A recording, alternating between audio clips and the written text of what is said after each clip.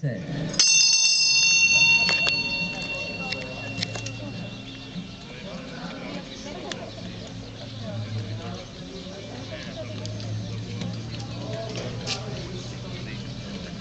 dvojice má zvoněno, může startovat.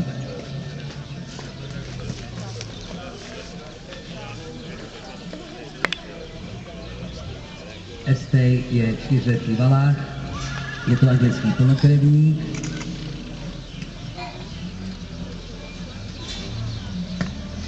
Chodil v dospělé kariéře na Slovensku.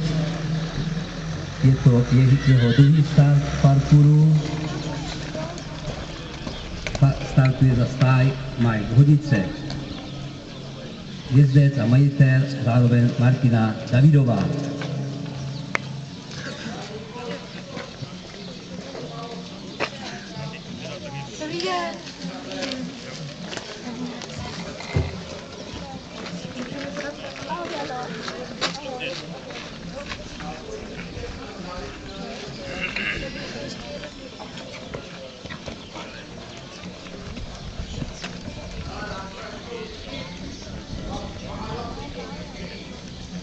Taky dlouhý, jo.